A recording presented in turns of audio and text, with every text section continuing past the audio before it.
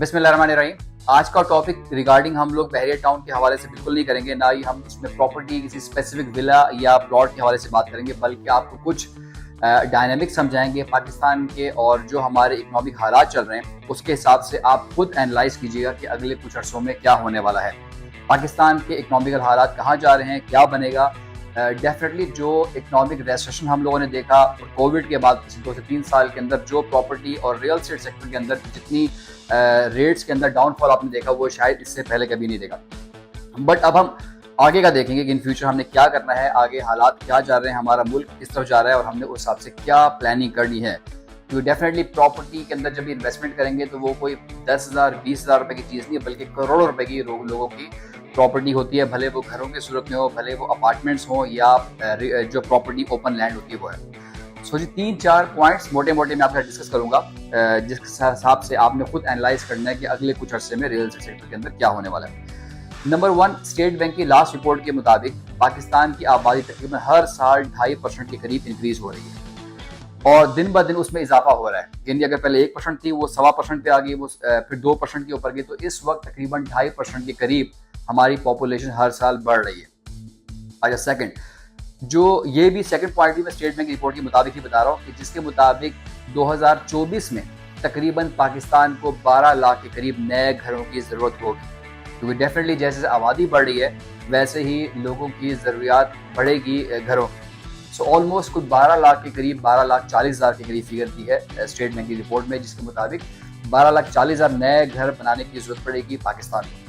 अच्छा, इसी रिपोर्ट में ये बताया गया है कि 12,40,000 में 50% है, यानी ऑलमोस्ट कुछ 6-6.25 लाख के करीब घर बनाने पड़ेंगे सिर्फ और सिर्फ जो हमारे मेट्रोपॉलिटन शहर है, यानी कराची,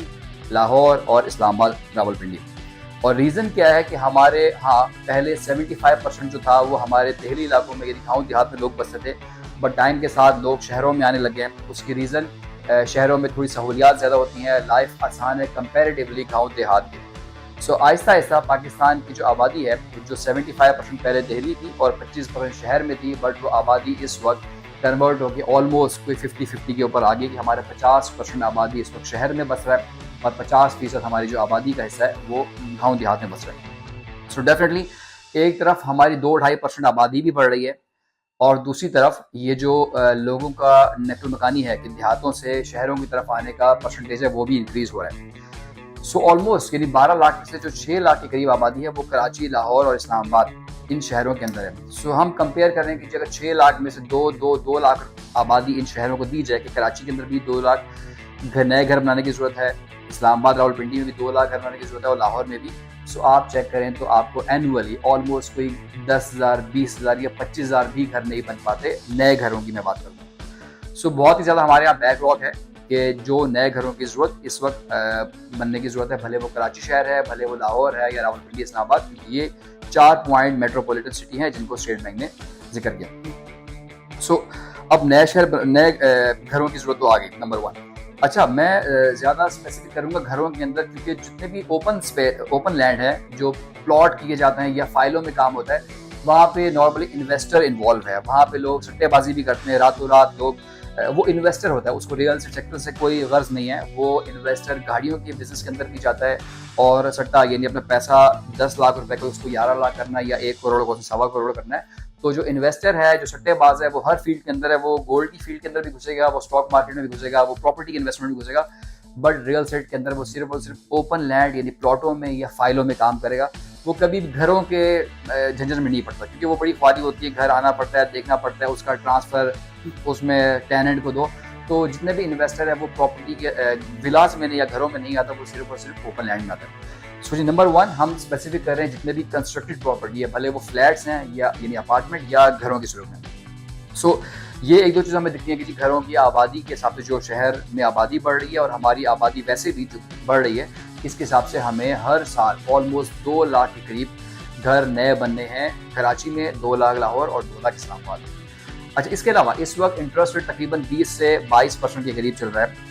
और यानी आपके पास अगर 1 लाख रुपए की इन्वेस्टमेंट है और आप उसको बैंक में डिपॉजिट करते हैं सेविंग में, भले वो आपका कन्वेंशनल बैंक है, भले वो इस्लामिक बैंक है, आप उसको 1 लाख रुपए के ऊपर आपको 20 से 22,000 रुपए मिल जाते हैं। सो डेफिनेटली कोई भी बंदा है जिसको पता है यार मेरी 1 लाख रुपए सेविंग और मैं उसको बैंक में रखवाऊंगा, मुझे आराम से 20 से 22 हज़ार महीने का मिलेगा, मंथली मुझे मिल रहा है, तो वो ईजीली अब उसको बहुत कंफर्टेबल है कि वो अपनी पेमेंट को बैंक में रखवा दे, भले वो कन्वेंशनल में रखवाए या इस्लामिक में रखवाए, आराम से घर बैठे वो अपने किचन के खर्चे वो निकाल लेते हैं। सो ये सेकंड बड़ा फैक्टर है कि जो जिस वजह से रियल एस्टेट सेक्टर चल नहीं रहा, क्योंकि बैंक का जब तक ये इंटरेस्ट रेट जो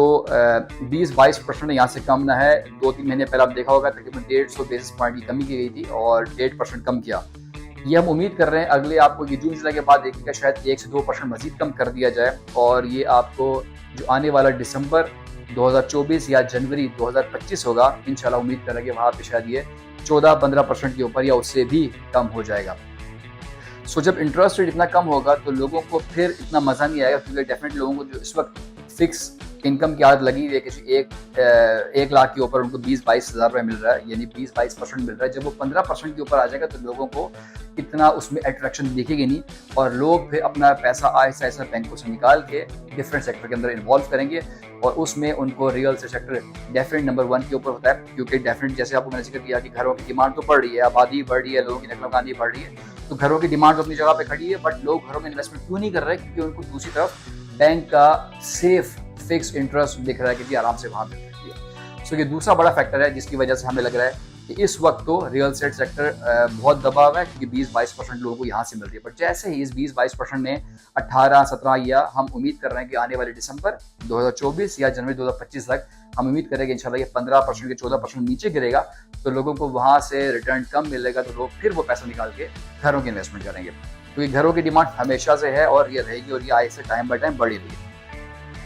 अच्छा, ये 2 बड़े फैक्टर है जिसकी वजह से हमें लग रहा है कि ये चीज़ होगी। प्लस फॉरेन डायरेक्ट इन्वेस्टमेंट की भी न्यूज़ है कि अगले कुछ ही अरसे में इंशाल्लाह वो भी आने वाली है, और वो भी रियल एस्टेट सेक्टर के अंदर ही आएगी। फोर्थली, जो क्रैकडाउन की आप न्यूज़ सुन रहे हैं काफ़ी अरसे से, और क्रैकडाउन जब भी होता है वो सारी जो बड़ी मछलियाँ हैं, जो हमारी माफिया है, उसके ऊपर किया जाता है, और उन्होंने जितना भी पैसा डंप किया होता है ज़ेरे ज़मीन रखते हैं या उसको स्टोर करते हैं। उसकी रीज़न ये होती है कि जी उन्होंने भले वो किसी भी तरीके से वो ब्लैक मनी किसी भी तरीके से हासिल किया हो, हम डिटेल में नहीं जाते, बट वो उस ब्लैक मनी को निकालते हैं, और उसका सबसे पहला और आसान तरीका गवर्नमेंट जो कर रही है, जिसके ऊपर सोच रही है, वो ये है कि जो 5000 का नोट है इसको बिल्कुल ही ख़त्म कर दिया जाए। तो डेफिनेटली जब 5000 का नोट ख़त्म करेंगे तो लोगों को टाइम दिया जाएगा डेफिनेटली 4 महीने या 6 महीने के अंदर हम ये नोट ख़त्म कर रहे हैं। तो जैसे ही वो नोट निकलेंगे उन तिजोरियों से, वो ज़ेरे ज़मीन जगहों से वो नोट निकल के मार्केट में आएंगे, तो उसने किसी न किसी सेक्टर के अंदर जाना है, और वो उसी सेक्टर में जाएगा जहाँ पे उसको ज़्यादा जूस नजर आएगा। सो ये 3-4 मोटे मोटे पॉइंट है जिसकी वजह से हमें लग रहा है कि इंशाल्लाह हम अगले 1 साल, 1.5 साल, 2 साल के अंदर हम रियल एस्टेट सेक्टर के अंदर, भले वो किसी भी एरिया है, भले वो DHA है, वो बहरिया टाउन है, वो कराची किसी भी है, या लाहौर इस्लामाबाद किसी भी कोई भी सोसाइटी है, वहाँ में अगले 1-1.5 साल के अंदर थोड़ा सा रेट में इंक्रीज देते हैं। हम हमेशा अपने इन्वेस्टर को बोलते हैं कि कभी शॉर्ट टर्म रिटर्न के ऊपर ना जाए, क्योंकि रियल एस्टेट सेक्टर के अंदर जो लोग सट्टेबाजी करते हैं, जैसे आपको मैंने बताया, फॉर्मों में खेल दिया, लाइक बहरिया टाउन के अंदर जब पेशावर आया, जब नवाबशाह आया, या DHA बहरिया कराची आया, कि डिफरेंट जगहों के ऊपर जब ओपन फॉर्म आते हैं तो लोग उसमें रातों रात अमीर बनने की ख्वाहिश करते हैं। चंद लोग बन भी जाते हैं और बहुत सारे लोग गंवाते हैं, और फिर सारी ज़िंदगी उस सोसाइटी को ब्लेम करते रहते हैं। सो जी, हमारा हमेशा से मशवरा रहा है कि इसको एक प्रॉपर इन्वेस्टमेंट प्लान के साथ, अगर आप लोगों ने इस इन्वेस्टमेंट करनी है तो आज इन्वेस्टमेंट कीजिए, बट हमेशा अपना लॉन्ग टर्म गोल रखें कि जब हमें 2 साल 3 साल तक अपने पैसे को निकालना नहीं है और यहाँ से अच्छे रिटर्न लेके चलना है। स्पेसिफिकली बहरिया की बात, इस वक्त मार्केट ऑलमोस्ट कुछ 10 साल पुराने रेटों के ऊपर आ गई है। यानी आपसे मैं जिक्र करूँ तो 125 स्क्वायर यार्ड प्लॉट बहरिया ने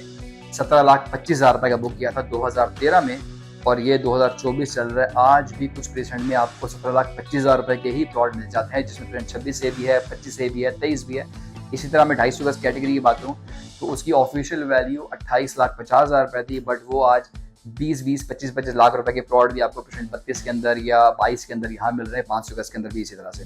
सो जी, अगर आप भी लॉन्ग टर्म इन्वेस्टमेंट प्लान कर रहे हैं, यानी अपनी इन्वेस्टमेंट को 2 साल 3 साल तक के लिए प्लान करना चाह रहे हैं, तो डेफिनेटली ये राइट टाइम है, ले लीजिए। और अगेन मैं बताऊँ कि ये राइट टाइम का मतलब नहीं है कि आपने आज ही खरीदना है। अगले हमें 2, 4, 6, 8 महीने भी कोई मार्केट में तेज़ी दिखती रही, बट इन लॉन्ग रन हमें इंशाल्लाह रियल एस्टेट सेक्टर के अंदर बहुत ही अच्छी रिटर्न की उम्मीद है। सो इसी की उम्मीद के साथ कि आप भी बहुत ध्यान से और सेफली इन्वेस्टमेंट करेंगे। अपना बहुत से ख्याल रखिएगा। Next video, thank you so much, अल्लाह हाफिज़।